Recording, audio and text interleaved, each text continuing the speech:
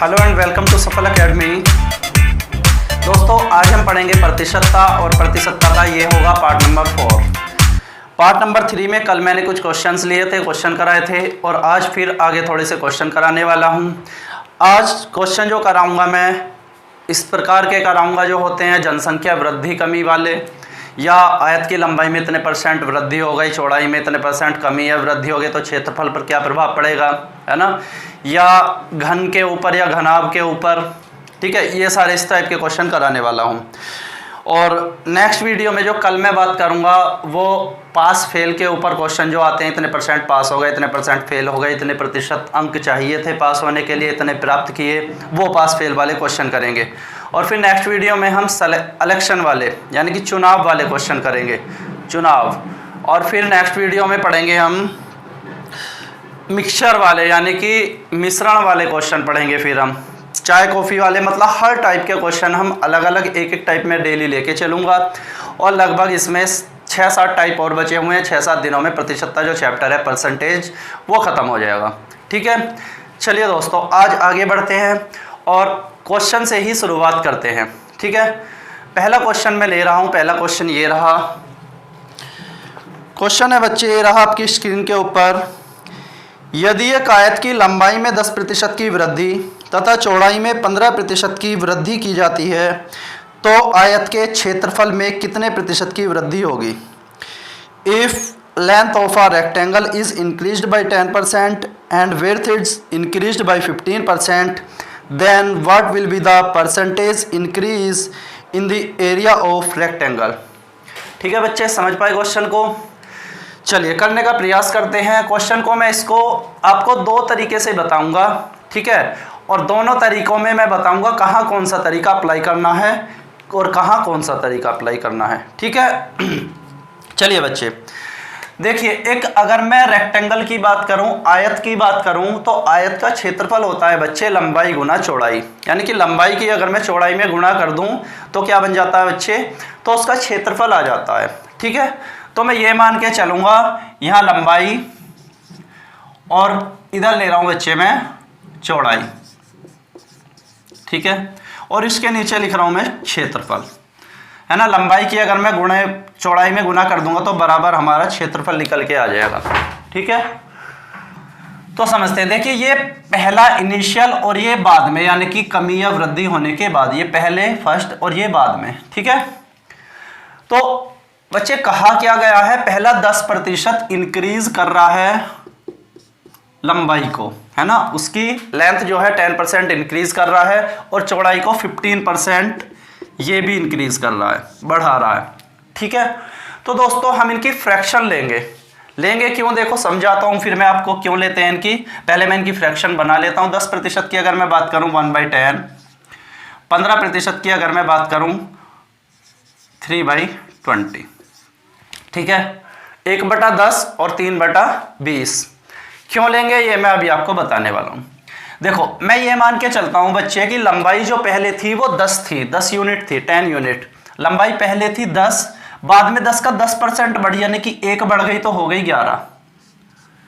ठीक है, चौड़ाई की अगर मैं बात करूँ, मैं मान के चल रहा हूँ पहले 20 थी, 15% बढ़ गई, इसका मतलब 3 बढ़ गई 23 हो गई। ठीक है, तो बच्चे मुझे ये बताइए लंबाई पहले 10 थी बाद में 11 हो गई, चौड़ाई पहले 20 थी बाद में 23 हो गई। तो अगर मैं क्षेत्रफल की बात करूं तो पहले कितना होगा, पहले लंबाई 10 थी चौड़ाई 20 थी, तो अगर मैं इन दोनों की गुना करूंगा तो बच्चे कितना आएगा 200। इसका मतलब पहले जो क्षेत्रफल था 200 यूनिट स्क्वायर था, है ना, 200 वर्ग यूनिट था। और बाद में कितना हो जाएगा 23 की अगर मैं 11 में बात करूंगा, 11 3 33, 11 दूनी 22 और 3 25, 253 हो गया बच्चे। पहले क्षेत्रफल था कितना 200, बाद में क्षेत्रफल हो कितना गया 253। इसका मतलब बच्चे कितना इंक्रीज हुआ, कितनी वृद्धि हुई 53 की वृद्धि हो रही है बच्चे 200 पर, लेकिन परसेंट हम निकालते हैं 100 पर। ठीक है, तो ये काटेंगे 2 और 2 से काटोगे 26.5%। ये क्या होगा बच्चे, इंक्रीज होगा। ठीक है, 26.5 जो है % वृद्धि होगी क्षेत्रफल में। ठीक है, यदि लंबाई 10% बढ़े और चौड़ाई 15% बढ़े। ठीक है बच्चे, ये है एक मेथड। अब मैं इसके बाद में दूसरा शॉर्ट ट्रिक भी साथ के साथ बता देता हूँ कैसे करते हैं, और फिर उसको अप्लाई करना भी मैं आपको बताऊँगा। ठीक है दोस्तों, इसकी अगर मैं शॉर्ट ट्रिक की बात करूँ तो ये होती है x plus Y minus X Y divided by 100। Plus minus होता है, मतलब प्लस और minus, x plus Y plus minus X Y upon 100। x क्या है, जितने प्रतिशत की कमी या वृद्धि हो रही है वो संख्या हमें प्लस में लिखनी है, और जितने की यानी कि सॉरी वृद्धि हो रही है तो प्लस में लिखनी है, कमी हो रही है तो माइनस में लिखनी है। ठीक है, तो इसमें क्वेश्चन था पहले 10% की वृद्धि हो रही है, इसका मतलब x की जगह मैं 10 लिख दूंगा प्लस का 10। बाद में 15% की वृद्धि हो रही है तो इसे भी मैं प्लस में लिख दूंगा प्लस का 15, और यहां भी प्लस का साइन लगाऊंगा और 10 गुना 15 और 100 से दे दूंगा भाग। तो बच्चे इसे अगर मैं डिवाइड करूं, देखिए ये आया 5 5 से काटूंगा, 5 दिए 15, 5 दूनी 10, तो 3/2 का मतलब 1.5, 10 और 15 25, 25 और 1.5 हो जाएगा बच्चे 26.5%। अगर आंसर हमारा प्लस में आता है तो इसका मतलब वृद्धि होती है, आंसर हमारा माइनस में आता है तो इसका मतलब कमी होती है। तो बच्चे इस तरह से भी हम कर सकते हैं, यानी कि जब दो वैल्यू दी हुई हो, एक यानी कि 10% बढ़ा दिया, 15% बढ़ा दिया, जैसा कि इस क्वेश्चन में कहा है। कभी ऐसा हो सकता है कि एक वैल्यू बढ़ा सकता है, एक वैल्यू घटा सकता है ना। तो इस तरह से कर सकते हैं हम, शॉर्ट ट्रिक है ये। इस पे भी अलग अलग क्वेश्चन मेथड कैसे कैसे और भी इससे शॉर्ट ट्रिक बना के दिखाऊंगा मैं आपको, और उन पे कैसे क्वेश्चन करेंगे वो भी मैं आपको आज प्रैक्टिस कराऊंगा। ठीक है, चलिए आप इस बात को कॉपी कीजिए और करते हैं फिर नेक्स्ट क्वेश्चन को। चलिए अगला क्वेश्चन लेते हैं, ये रहा आपकी स्क्रीन के ऊपर। एक सिनेमा हॉल के टिकट के मूल्य में 30% की वृद्धि हो जाती है तथा आदमियों की संख्या 10% कम हो जाती है, तो बताइए सिनेमा हॉल के मालिक की आय पर क्या प्रभाव पड़ेगा।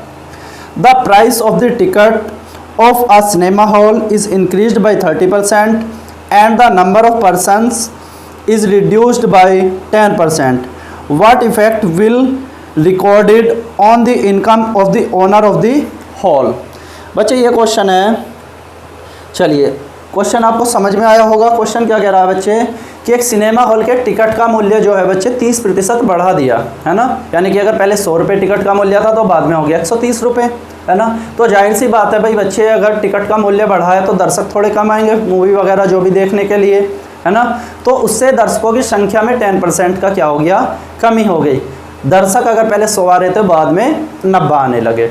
ठीक है, तो ये क्वेश्चन का है। तो उससे इनकम पर क्या प्रभाव पड़ेगा भाई। मान लो पहले एक दर्शक आ रहा था, है ना, मान लो 10 रुपये टिकट था, और एक दर्शक आ रहा था तो 10 एकम 10 यानी कि 10 रुपये की आय हो रही थी भाई। दो दर्शक आ रहे थे तो 10 दूनी 20 रुपये की आय इनकम हो रही थी, है ना। तो यानी कि इनकम जो निकल के आएगी दोनों की मल्टीप्लाई करने के बाद आएगी, है ना।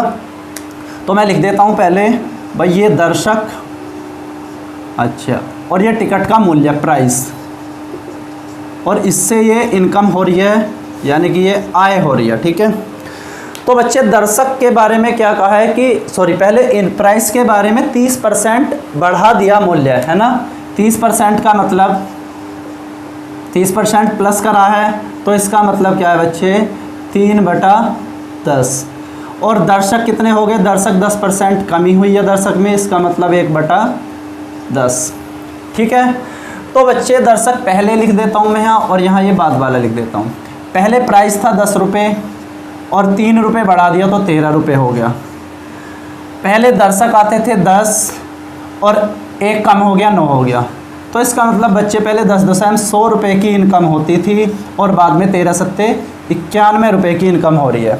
तो बच्चे कितना 7 रुपये कमी हुई है इनकम में, और कितने पर 100 पर। तो परसेंट भी बच्चे कितने पर होता है, 100 पर ही होता है। तो आंसर आ जाएगा तुम्हारा 7%, यानी कि 7% की कमी होगी इनकम में। ठीक है, ट्रिक से भी बता देता हूँ क्या है। 30 की वृद्धि हो रही है तो प्लस का 3 लिखेंगे बच्चे, 10 की कमी हो रही है तो माइनस का 10 लिखेंगे, और 30 गुना 10/100 यहाँ लिख देंगे, और उसके बाद यहाँ कौन सा साइन लगाना है वो ये दोनों डिसाइड करेंगे। एक प्लस है एक माइनस है, तो दोनों की गुना करने के बाद बच्चे आएगा माइनस। ठीक है, अगर दोनों प्लस प्लस होते हैं तो यहाँ प्लस ही आएगा, अगर एक प्लस एक माइनस होगा तो यहाँ माइनस आएगा, अगर दोनों माइनस माइनस भी होते हैं तो भी यहाँ प्लस हो जाएगा, है ना। यहाँ ये दोनों डिसाइड करेंगे कि यहाँ कौन सा साइन आना है। तो बच्चे एक 0 से ये 0 कटी, ये 0 से ये कटी, तो 30 तो प्लस के हो गए 10 और 3 13 माइनस के हो गए, तो बच्चे आएगा हमारा 30 में से 13 गए, 17% की वृद्धि आ जाएगी, 17% की वृद्धि। अच्छा ठीक है भाई, 17% की वृद्धि से ठीक कर लीजिए, ये थोड़ा गलत हो गया यहाँ पर। 13 निम्मा 117 होंगे ना कि 91 होंगे। 13 सत्ते होते 91, तो 13 निम्मा 117, तो 17 की वृद्धि होगी कितने पर, 100 पर, तो 17% वृद्धि। ये भी 17% आएगा इस तरीके से भी, और यहाँ भी 17% आएगा। प्लस का आ रहा है भाई, तो 17% वृद्धि होगी, और यहाँ भी बढ़ रहा है 17, तो यहाँ भी 17% की वृद्धि होगी। ठीक है, तो आप इस तरीके से भी कर सकते हैं और इस तरीके से भी कर सकते हैं। क्वेश्चन है, चावल के मूल्य में 30% की वृद्धि हो जाती है, उसकी खपत में 20% की वृद्धि हो जाती है, तो बताइए खर्च पर क्या प्रभाव पड़ेगा। ठीक है बच्चे, समझ पाए क्या है क्वेश्चन। देखिए क्वेश्चन क्या है, एक प्राइस है और एक हमारा कंजम्पशन है, और उसके बाद हमारा एक्सपेंसेस आता है, गुना करने के बाद आता है। कैसे आता है देखो भाई, मान लो प्राइस 10 रुपये किलो है ना, और 3 किलो की हम कंजप्शन कर रहे हैं, खपत कर रहे हैं, तो इसका मतलब 10 दिए 30 रुपये हमारा खर्चा होगा, है ना। तो यानी कि इन दोनों की गुना करने के बाद ही हमारा खर्चा आएगा। ठीक है, तो बच्चे हो कितना रहा था, मूल्य जो बढ़ाया 30% बढ़ाया बच्चे, 30% की वृद्धि करी है, और इसमें कंजप्शन में इसमें भी 20% की वृद्धि करी है। ठीक है, तो इसका अगर मैं बात करूं इसकी फ्रैक्शन की, तो 30% होता है बच्चे 3/10, और 20% होता है बच्चे 1/5। ठीक है, 1/5 1/5। तो ये पहले वाला खर्चा और ये बाद वाला लिखता हूँ इधर में। ठीक है, तो बच्चे पहले 10 रुपये मूल्य था, 3 रुपये की वृद्धि होगी होके 13। पहले 5 रुपये की 5 kg की खपत हो रही थी, बाद में 1 kg की बढ़ गई, इसका मतलब 6। तो बच्चे पहले खर्चा हो रहा था 10 पंजे 50 रुपये का, और बाद में 13 छिके 78 रुपये का। तो कितना बढ़ा बच्चे खर्चा बढ़ा 28 की बढ़त हो रही है बच्चे 50 पर, तो 100 पर कितने की होगी, 50 दूनी 100, तो 28 दूनी 56%। तो बच्चे 56% की वृद्धि होगी उसके खर्च में, है ना। इस तरह से भी कर सकते हैं, 30-20 है, 30 + 20 + 30 गुना 20/100, दोनों जीरो काटेंगे, 3 दूनी 6, 6 और 20 26, और 30 56। तो 56% की वृद्धि हो जाएगी बच्चे उसके खर्च में। ठीक है, चलिए भाई नेक्स्ट क्वेश्चन लेते हैं। क्वेश्चन ये रहा आपकी स्क्रीन के ऊपर, एक आयत की लंबाई को 16 से ही 2/3% घटा दिया जाए तथा चौड़ाई को 60% बढ़ा दिया जाए, तो उसके क्षेत्रफल पर क्या प्रभाव पड़ेगा। The length of a rectangle is decreased by 16/3% and the breadth is increased by 60%, then effect on its area will be। ठीक है बच्चे, चलिए क्वेश्चन करते हैं। देखो पहले हमारा यहाँ पर लेंथ है और यहाँ पर हमारी विड्थ है, ठीक है, और उसके बाद हमारा एरिया आने वाला है। इन दोनों की गुना करने के बाद हमारा क्षेत्रफल बनता है। यहाँ मैं पहले वाला लिख लेता हूँ, यहाँ मैं दूसरे वाला लिख लेता हूँ। तो पहले लेंथ को बच्चे क्या कर रहा है, 16 से ही 2/3% की कमी कर रहा है, तो 1/6 होती है। बाद में 60% को बढ़ा रहा है, इसका मतलब 3/5 होता है। तो लंबाई अगर 6 थी पहले, फिर 1 घट गई तो रह गई बच्चे 5। चौड़ाई पहले 5 थी, 5 से 3 बढ़ गई तो हो गई बच्चे 8। तो पहले क्षेत्रफल कितना था, 5 छंके 30 यूनिट स्क्वायर था, और बाद में 8 पंजे 40 यूनिट स्क्वायर हो गया बच्चे। ठीक है, तो इसका मतलब कितने की वृद्धि हुई, 10 की वृद्धि। कितने पर, 30 पर। प्रतिशत होता है बच्चे 100 पर। ठीक है, 1/3 की वैल्यू होती है 33 सही 1/3%, 33 1/3%। तो इतने प्रतिशत की वृद्धि हो जाएगी बच्चे, है ना।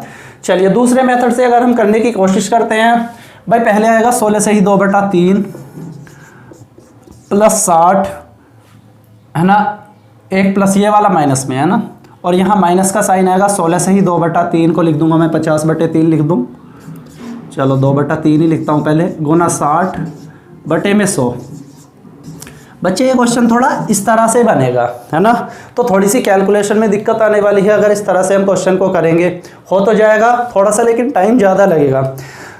तो बच्चे है क्या, अगर प्रतिशत सही बटे में आए, जैसे 16 सही 2/3% आ गया, 14 सही 2/7% आ जाए, है ना, 8 सही 1/3% आ जाए, तो ये वाला मेथड आप अप्लाई करना। इस वाले मेथड से बहुत जल्दी क्वेश्चन सोल्व होगा, इस वाले मेथड से बहुत यानी कि कुछ टाइम लग सकता है क्वेश्चन को सोल्व करने में, है ना। इसलिए मैंने दोनों तरीके आपको बताए हैं। अगर पूरा यानी कि होल नंबर हो, पूर्ण संख्या हो कोई भी प्रतिशत में 10%, 15%, तो आप इस तरीके से भी कर सकते हैं। अदरवाइज फ्रैक्शन में आ रही हो वैल्यू यानी कि प्रतिशत की, जैसे 16 सही 2/3% आया, तो आप इस मेथड को अप्लाई करना, इसी को ही अप्लाई करना, तभी आपका क्वेश्चन विद इन 2-3 सेकेंड्स में हो सकता है। ठीक है, चलिए भाई एक और क्वेश्चन आपकी स्क्रीन के ऊपर ये रहा। क्वेश्चन है, एक घनाभ की लंबाई में 20% की वृद्धि, चौड़ाई में 30% की वृद्धि तथा ऊंचाई में 50% की कमी होने से आयतन पर क्या प्रभाव पड़ेगा। Length of cuboid is increased by 20%, breadth is increased by 30% and height is decreased by 50%। Find effect on its volume. ठीक, चलिए भाई देखो, घनाभ है, घनाभ में एक लंबाई होती है लेंथ, एक विड्थ होती है, एक हाइट होती है ना। अगर इन तीनों की मैं गुना कर देता हूं तो बच्चे इसका वॉल्यूम निकल के आता है, इसका आयतन निकल के आ जाता है। लंबाई गुना चौड़ाई गुना ऊंचाई होता है इसका आयतन। ठीक है, तो पहले का यहां लिख देता हूं मैं, बाद का यहां लिख देता हूं। तो बच्चे पहले 20, 30, 50 हो रहा है शायद, है ना, यानी कि ये 20% बढ़ा रहे हैं, ये 30% बढ़ा रहे हैं और ये 50% घटा रहे हैं, है ना। एक बार देख लेता हूँ, यही है 20% बढ़ा दी जाए वृद्धि और 30% वृद्धि और 50% कमी, बिल्कुल सही भाई, यही है ना। देखो अब 20% वृद्धि हो रही है, इसका मतलब 1/5, 30% का मतलब 3/10, 50% का मतलब 1/2। तो पहले लंबाई 5 रही होगी, 5 में 1 की वृद्धि होगी 6 हो गई बच्चे। चौड़ाई पहले 10 रही होगी, 10 में 3 की वृद्धि होगी 13 हो गई बच्चे। और ऊंचाई की बात करें तो पहले 2 रही होगी और 2 में 1 की कमी हुई है, तो बच्चे कितनी रह गई 1। इन तीनों की गुना कर देंगे तो हमारा आयतन निकल के आ जाएगा, वॉल्यूम निकल के आ जाएगा। देखो यहाँ पर अगर कोई भी संख्या इधर वाली संख्या से इधर वाली कोई कट रही हो तो काट भी सकते हैं, है ना, और ना काटना चाहते हो नहीं भी काट सकते हैं। ठीक है, तो 5.50 दूनी 100, तो पहले आयतन बच्चे 100 रहा होगा और बाद में 13 छिके 78 हो गया। तो कितने की कमी हुई बच्चे, 22 की कमी हुई। परसेंट कितने पर, 100 पर, तो प्रतिशत भी हमारा 100 पर ही होता है। तो बच्चे 22% की क्या होगी, 22% की ये कमी आएगी, है ना, 22% कमी आएगी, ना कि वृद्धि आएगी, है ना। 22% डिक्रीज होगा उसका वॉल्यूम, है ना।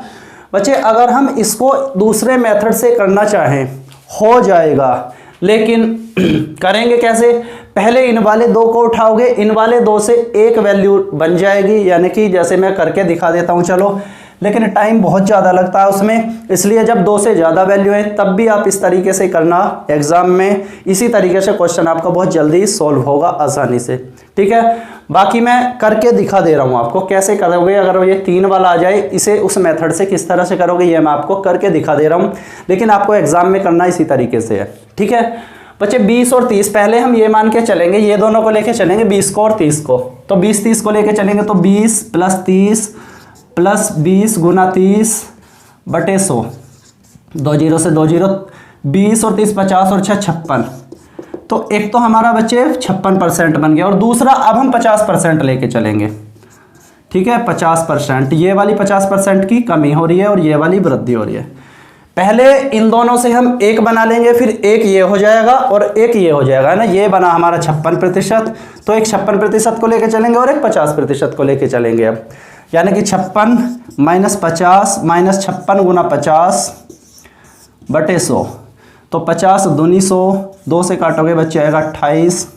ठीक है, तो कितना आ जाएगा ये भाई, 56 प्लस का है और माइनस का 50 ये और 28 ये, 50 और 28 हो जाएगा बच्चे 78। तो 56 में प्लस के 56 माइनस के 78, तो माइनस के 22 बचेगा। तो माइनस का आंसर आता है, तो मैंने पहले भी बताया था कि कमी होती है, इसका मतलब 22% की कमी होगी, है ना। जब भी 2 से ज़्यादा वैल्यू आती है यानी कि, तो पहले हम क्या करते हैं, पहली 2 को लेते हैं, या कोई सी भी 2 ले सकते हैं, इन 2 को लेके भी 1 बना सकते हैं, पहली और तीसरी को लेके भी 1 बना सकते हैं। मतलब पहले कोई भी 2 लेंगे, उनसे 1 लिख बनाएंगे और फिर तीसरी को उस 1 के साथ लगाएंगे, ठीक है, तब किया जाता है। लेकिन मैं आपको फिर दोबारा एक बार कह रहा हूं, अगर आप एग्जाम में करोगे तो ये वाला मेथड से ही अप्लाई करना, अगर 2 से ज़्यादा वैल्यू आती हैं तो, ठीक है। चलिए भाई एक और क्वेश्चन लेते हैं हम। क्वेश्चन ये है, एक बेलन की त्रिज्या में 20% की वृद्धि तथा ऊंचाई में 10% की कमी करने पर इसके वक्र पृष्ठ क्षेत्रफल पर क्या प्रभाव पड़ेगा। Radius of a cylinder is increased by 20%, height is decreased bye 10%, find the effect of on it's literal surface area. 20 की वृद्धि हो रही है और 10 की कमी हो रही है, ठीक है। ये रेडियस है और ये ऊंचाई है यानी कि हाइट है ना। ये क्वेश्चन ये है बच्चे कि एक बेलन है, उसकी जो रेडियस में 20% बढ़ा रहे हैं और उसकी ऊंचाई हाइट को 10% कम कर रहे हैं, तो उसके वक्र पृष्ठ के क्षेत्रफल कितने % बढ़ेगा या घटेगा, ये आपसे पूछा है, ठीक है। बच्चे मैं ये पहला लिख देता हूँ और ये दूसरा लिख देता हूँ। तो अगर हम बात करें पहले रेडियस 20% का मतलब मैं लिख देता हूँ, इधर लिख लूँ मैं फ्रैक्शन 1/5 और इसकी लिखूँ 1/10। तो बच्चे मुझे थोड़ा सा ये बताइए कि वक्र पृष्ठ का क्षेत्रफल क्या होता है। 2πRh, इधर मैं लिख देता हूँ CS से, है ना, CLS से, लिटरल सरफेस एरिया यानी कि वक्र पृष्ठ का क्षेत्रफल। तो ये होता है बच्चे कितना हमारा 2πRh, है ना। तो 2π तो इधर भी आएगा बच्चे और 2π इधर भी आएगा, और इसमें RH इधर भी आएगा और RH इधर भी आएगा, यानी कि ये पहले वाला आएगा इधर वाला और ये इधर वाला आएगा 2 वाला मान लो इन्हें, है ना। तो बच्चे 2π से 2π तो कट ही जाएगा, उसमें तो कोई करना ही नहीं है हमें केवल R गुना H करना है दोनों तरफ, R गुना H इधर भी, R गुना H इधर भी, ठीक है। हमें क्या है इनमें बस फॉर्मूले याद होने चाहिए। अगर हमें फॉर्मूले याद हैं तो आसानी से हम क्वेश्चन को सोल्व कर पाएंगे। तो बच्चे 20% 5 1/5 यानी कि 5 से हो गया 6। अगेन अगर मैं बात करूं तो हाइट 10 से हो गई कितनी, 10 से हो गई 1 की कमी 9। तो पहले कितना था हमारा, अगर मैं LSA की बात करूं तो 10 पंजे 50 था बच्चे, बाद में 9 छिके 54 हो गया। तो कितना बढ़ा भाई, 4 बढ़ा, कितने पर, 50 पर। 100 की अगर मैं बात करूं तो बढ़ेगा बच्चे कितना, 8%, है ना। तो 8% की वृद्धि होगी उसके वक्र पृष्ठ के क्षेत्रफल में। बच्चे यहीं पे मैं आपको एक और क्वेश्चन करा देता हूँ इसी के थ्रू। क्या है, इसमें यह भी पूछ सकता था कि उसके आयतन पर क्या प्रभाव पड़ेगा, है ना। इसको थोड़ा सा स्क्रीनशॉट ले लो या कॉपी कर लो, फिर मैं थोड़ा सा दूसरा इसका यहीं पर दूसरा क्वेश्चन बता देता हूँ, ठीक है। चलिए भाई, क्वेश्चन में ये भी पूछ सकता है कि इसके आयतन पर क्या प्रभाव पड़ेगा, ठीक है भाई। आयतन पर क्या प्रभाव पड़ेगा यानी कि इसके वॉल्यूम पर क्या प्रभाव पड़ेगा, ठीक है। तो उसे कैसे करेंगे, तो वॉल्यूम का फॉर्मूला होता है बच्चे, अगर मैं बेलन की सिलेंडर की बात करूं तो πr²h, पाई इधर भी आएगा, r²h इधर आएगा, r²h इधर आएगा, है ना। तो पाई से पाई तो कट ही जाएगा बच्चे। तो हमारा करना क्या है, हमें r² यानी कि r को 2 बार करना है, क्योंकि r की गुना 2 बार होगी, r² है। तो 5 से 6 2 बार कर देंगे हम r को, और उसके बाद हाइट को 1 बार ही करेंगे 10 से 9, ठीक है। क्योंकि r² है तो r गुना r 2 बार करेंगे दोनों तरफ, और h केवल 1 बार ही करेंगे, है ना। 5 पंजे 25, 25 2 से हम 250, पहले वॉल्यूम था 250, बाद में 6 छंगे 36, 36 निम्मे होंगे बच्चे, 36 2 से हम 360, 360 में से अगर मैं 36 घटाऊंगा तो 324 हो जाएगा, है ना। क्या आएगा एक बार देख लेना कैलकुलेशन, तो आ जाएगा बच्चे 324। तो कमी हो रही है या वृद्धि हो रही है, तो बच्चे वृद्धि होगी। वृद्धि कितने की होगी, 250 से 324 हो जाएगा वॉल्यूम हमारा। तो 50 और 24 74 की वृद्धि हो जाएगी 250 पर।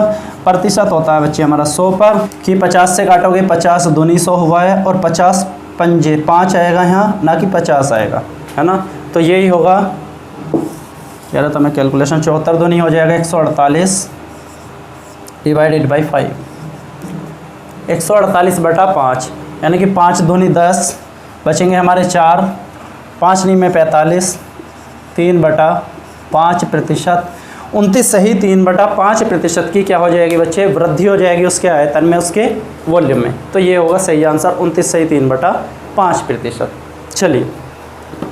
चलिए भाई एक और क्वेश्चन लेते हैं। ये रहा आपकी स्क्रीन के ऊपर, एक वृत्त की परिधि को 50% बढ़ा दिया जाए तो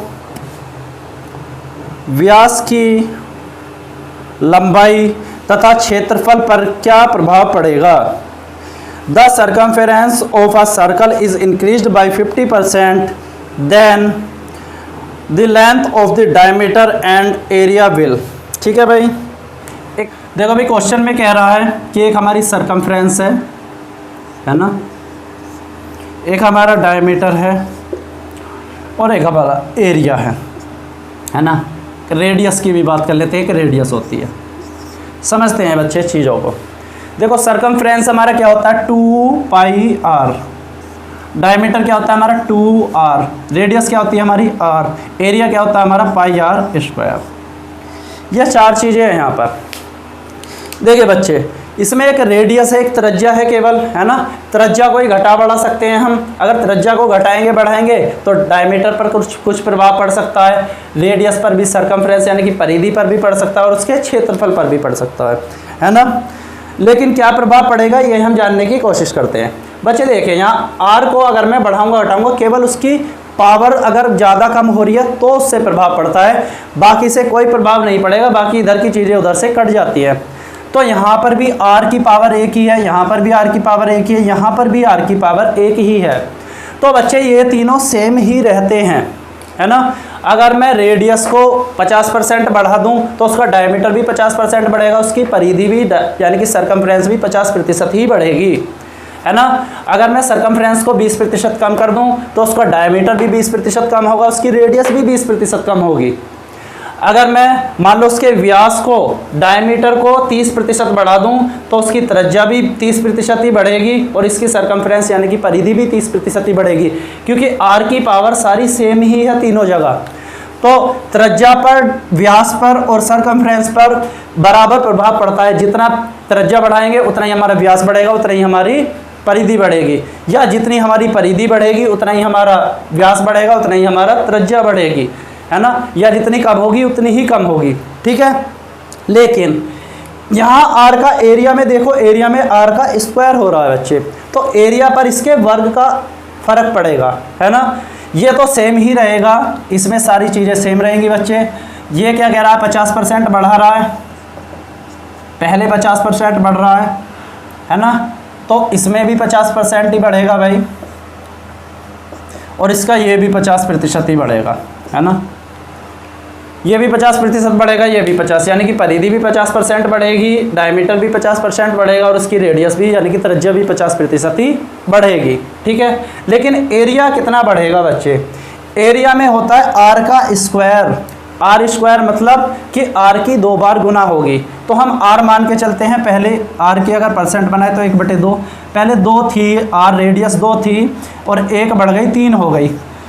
भाई अगर हमारी परिधि 50% बढ़ रही है तो बच्चे हमारी रेडियस भी 50% बढ़ेगी, इसमें कोई शक नहीं है, मैं बता चुका हूँ। तो 50% बढ़ेगी, इसका मतलब पहले अगर 2 थी रेडियस तो बाद में कितनी हो गई बच्चे, 3 हो गई, है ना। अब r का स्क्वायर करना है तो 2 दूनी 4 हो जाएगा, यहाँ 9 हो जाएगा, पाई से पाई कट ही जाएगा दोनों जगह, है ना, पाई से पाई दोनों जगह कैंसिल हो जाएगा। तो बच्चे पहले क्षेत्रफल था 4, बाद में हो गया 9, यानी कि क्षेत्रफल जो होता है उनके वर्ग के रेशो में आता है। तो 4 से 9 हो गया बच्चे, कितना बढ़ा, 5 बढ़ा, कितने पर, 4 पर, तो 100 पर कितना बढ़ेगा बच्चे 125। तो 125% की वृद्धि हो जाएगी उसके क्षेत्रफल में, ठीक है। ये ध्यान रखना है बस, क्षेत्रफल जो होता है उसका उसके वर्ग के रेशो में बढ़ता है, और बाकी ये तीनों चीज़ें सेम रेशो में घटती बढ़ती हैं। जितना रेडियस घटाएंगे बढ़ाएंगे उतना ही हमारी परिधि घटेगी बढ़ेगी, उतना ही हमारा डायमीटर घटेगा बढ़ेगा, ठीक है। ये हुआ बच्चे इस क्वेश्चन को करने का तरीका, है ना। तो ज़्यादातर रिलेशन अगर इन दोनों में पूछता है वैसे क्वेश्चन में, कि रेडियस और एरिया में पूछता है कि वृत्त की त्रिज्या इतनी प्रतिशत बढ़ा दी तो उसका क्षेत्रफल कितने प्रतिशत बढ़ जाएगा, त्रिज्या इतने प्रतिशत घटा दी तो उसका क्षेत्रफल कितने प्रतिशत घट जाएगा। भाई अगर इसे घटा बढ़ा दो, इसे घटा बढ़ा दो, इसे घटा बढ़ा दो, तीनों मतलब सेम ही है ना। चाहे भाई परिधि घटा बढ़ा दी हमने 50%, तो इसका मतलब रेडियस भी 50% ही घटेगी बढ़ेगी। तो इससे ही लेके चलना है हमें क्वेश्चन को, रेडियस से और एरिया से लेके चलेंगे हम क्वेश्चन, है ना। तो इस तरह का क्वेश्चन करने का बच्चे एक तरीका होता है, एक शॉर्ट ट्रिक होती है। जैसा कि हमने पहले ही क्वेश्चन करा था, ये करा था x + y ± xy divided by 100, है ना। कहीं भी अगर वृद्धि हो रही होगी तो प्लस करेंगे, कमी हो रही होगी तो माइनस करेंगे। तो बच्चे क्या है कि यहाँ पर रेडियस ही घटेगी बढ़ेगी, रेडियस की रेडियस में 2 बार गुना होगी क्योंकि स्क्वायर होगा। तो अगर हम रेडियस घटा बढ़ा रहे हैं तो क्षेत्रफल पर क्या प्रभाव पड़ेगा, तो मैं उस चीज़ का ये क्वेश्चन बता रहा हूँ, उस चीज़ का ये आपको ये दे रहा हूँ। यहाँ क्या होगा भाई, दोनों जगह सेम होगा, यहाँ भी x होगा प्लस यहाँ भी x होगा प्लस यहाँ भी x गुना x होगा बटे 100 होगा। अगर बढ़ रहा है तो प्लस हो रहा है, यानी कि अगर 50% बढ़ रही है तो प्लस प्लस आएगा, और घट रही है तो माइनस माइनस आएगा, है ना। तो यानी कि x 1x 2x और ये क्या हो जाएगा, तो इसका फॉर्मूला बनेगा बच्चे, क्या बनेगा, मैं यहाँ आपको लिख के दे रहा हूँ, 2x ± x² divided by 100, 2x ± x² divided by 100। ये कितना होगा, अगर बढ़ रहा है तो यहाँ प्लस का साइन लगाएंगे, घट रहा है तो यहाँ माइनस का साइन लगाएंगे, ठीक है। देखिए इस चीज़ पे मैं आपको 1-2 क्वेश्चन करके बता रहा हूँ, उन क्वेश्चन के थ्रू आप चीज़ों को समझते हैं। जैसे देखिए मैं यहाँ लिख देता हूँ, एक होता है हमारा इक्विलेटरल ट्रायंगल यानी कि समबाहु त्रिभुज, एक होता है हमारा सर्कल यानी कि वृत्त, और तीसरी चीज़ होती है हमारी स्क्वायर यानी कि वर्ग। इन तीनों पर ये फॉर्मूला अप्लाई होगा कि 2x ± x² / 100, इन तीनों पर। क्यों, क्योंकि इसका क्षेत्रफल होता है √3/4 a², इसका क्षेत्रफल होता है πr², इसका क्षेत्रफल होता है खाली a² यानी कि भुजा का वर्ग, है ना। तो स्क्वायर होता है तीनों का। इसमें कहेगा कि एक समबाहु त्रिभुज की भुजा 30% बढ़ गई तो उसका क्षेत्रफल कितना प्रतिशत बढ़ेगा, तो इसमें फॉर्मूले में रख देंगे, है ना। इसमें कहेगा कि वृत्त की त्रिज्या 50% बढ़ गई तो उसका क्षेत्रफल कितना बढ़ेगा, तो इसमें रख देंगे। इसमें कहेगा एक वर्ग की प्रत्येक भुजा 10% बढ़ गई तो उसका क्षेत्रफल कितने प्रतिशत बढ़ेगा, इसमें इनको क्वेश्चन को रख देंगे। जैसे एक क्वेश्चन इनमें से मैं कोई सा भी लेता हूँ, मान लो समबाहु त्रिभुज का क्वेश्चन है। समबाहु त्रिभुज में ये कह दिया कि एक समबाहु त्रिभुज की प्रत्येक भुजा 30% बढ़ा दी गई, है ना। भुजा को 30% बढ़ा दिया, इसकी भुजा की बात करें तो 30% बढ़ा दी बच्चे, तो उसका क्षेत्रफल कितने प्रतिशत बढ़ेगा, यहाँ पर क्वेश्चन में रख देंगे हम और आंसर निकाल देंगे। x की जगह 30 रख दो तो 30 दूनी 60 प्लस 30 गुना 30 बटे 100, 2 0 से 2 0 3 3 9, तो 69% की वृद्धि हो जाएगी उसके क्षेत्रफल में। जैसे मैं भाई इसकी बात करूँ वर्ग की, जैसे कह दिया क्वेश्चन में एक वर्ग की प्रत्येक भुजा को 20% कम कर दिया तो उसका क्षेत्रफल कितने प्रतिशत कम हो जाएगा। तो वर्ग की अगर मैं बात करूँ भाई 20% कम हो रही है उसकी प्रत्येक भुजा, है ना, तो उसका क्षेत्रफल कितने प्रतिशत कम हो जाएगा। तो इसी में रख देंगे 20 रख लेंगे एक ही जगह, तो 20 दूनी 40, और यहाँ माइनस का साइन लगाएंगे क्योंकि कम हो रही है ना। तो माइनस का साइन लगाएंगे तो क्या होगा 40 गुना 20 बटे 100, तो 2 0 से 2 0 कटेगा, 40 - 2 दूनी 4 यानी कि 36% की कमी होगी, है ना। माइनस आएगा तो कमी होगी और प्लस आएगा तो वृद्धि होगी बच्चे, ठीक है। तो चलिए चीज़ों को यहीं तक रख लेते हैं भाई, यहीं तक रखते हैं चीज़ों को। आशा करता हूँ वीडियो आपको अच्छा लगा होगा, पसंद आया होगा। वीडियो अच्छा लगा हो तो लाइक कीजिए, शेयर कीजिए ज़्यादा से ज़्यादा। जिसने चैनल को सब्सक्राइब नहीं किया है वो सब्सक्राइब कीजिए। चलिए बच्चों मिलते हैं नेक्स्ट वीडियो में। आज के लिए बाय बाय, टेक केयर।